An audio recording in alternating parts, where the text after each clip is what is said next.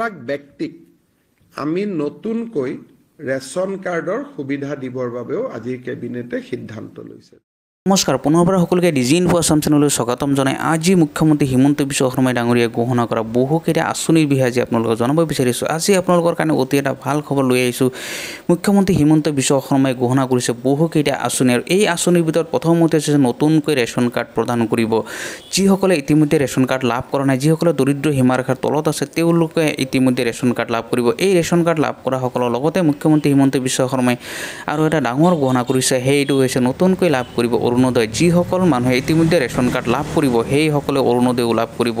তাৰ লগতে মুখ্যমন্ত্ৰী হিমন্ত বিশ্ব শৰ্মাই আৰু বহুকেইটা আঁচনি প্ৰদান কৰিছে। ইয়াৰ ভিতৰতে হৈছে যে মুখ্যমন্ত্ৰী হিমন্ত বিশ্ব শৰ্মাই ঘোষণা কৰিছিলে যে যিসকল নিবনুৱা যুৱক যুৱতী আছে, এই নিবনুৱা যুৱক যুৱতীসকলক কৰ্ম সংস্থাপনৰ কাৰণে মুখ্যমন্ত্ৰী হিমন্ত বিশ্ব শৰ্মাই ঘোষণা কৰিছিলে 2 লাখ কোটি টকা প্ৰদান কৰিব।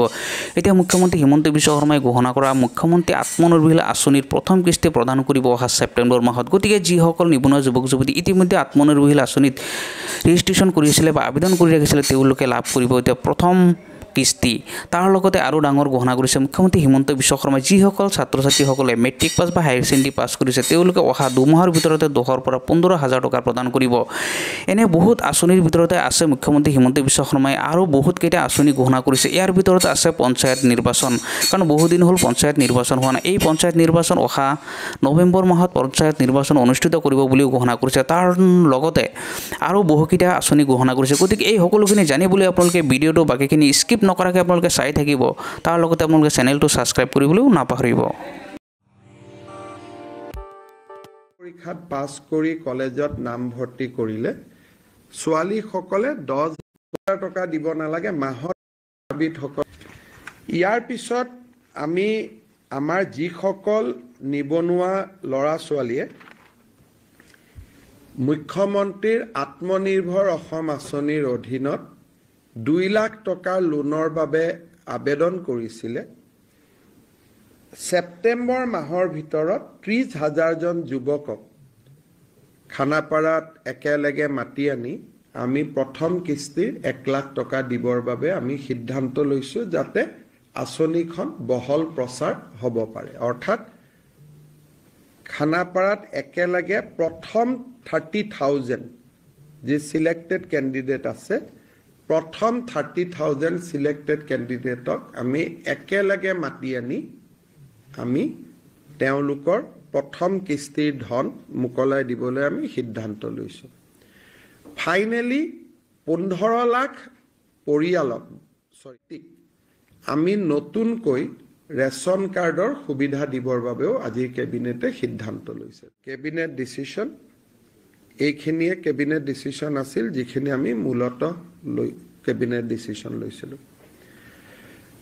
পলিটিকেলি আজি আমি আৰু এটা সিদ্ধান্ত লৈছোঁ যে অসমৰ 93টা সমষ্টিত 93খন সভা জুলাই মাহত আমি অনুষ্ঠিত কৰি লোকসভাৰ নিৰ্বাচনত আমাৰ চৰকাৰক, মোদী চৰকাৰ আৰু ৰাজ্য চৰকাৰক সমৰ্থন কৰাৰ বাবে আমি 93টা স্থানত 93খন সভাৰ জৰিয়তে আমি সেই সমষ্টিৰ ৰাইজক ধন্যবাদ দিয়াৰ বাবে আমি 93খন সভা অনুষ্ঠিত কৰাৰ বাবে আমি সিদ্ধান্ত লৈছোঁ।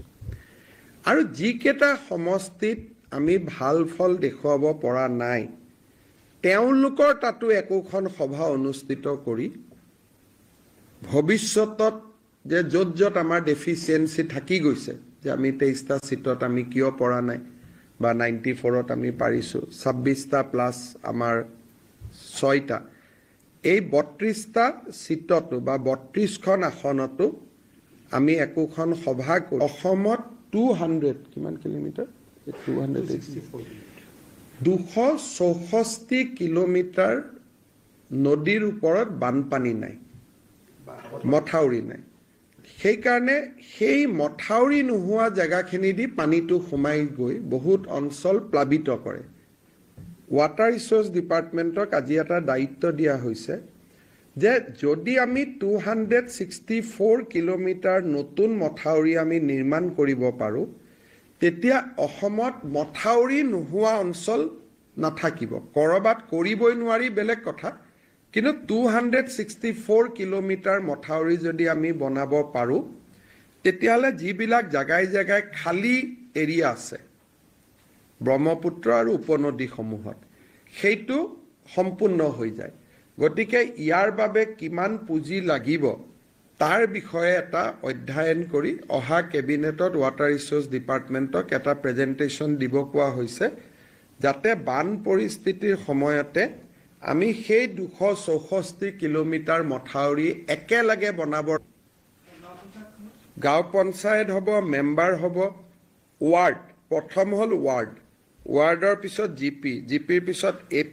এপিৰ পিছত জিলা পৰিষদ এই গোটেই চেইনটো ডিলিমিটেশন হয়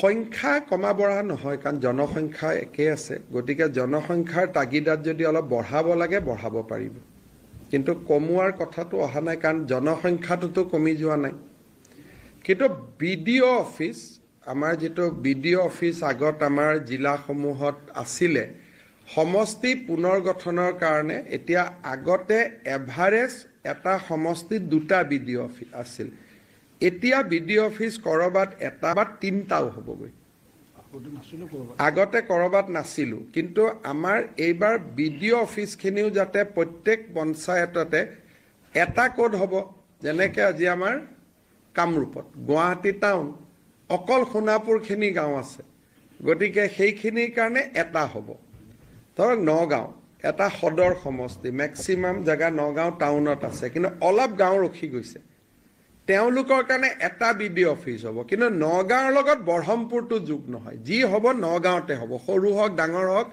অফিসটো নগাঁৱতে থাকিব আৰু নগাঁৱৰ মানুহৰ কাৰণে হ'ব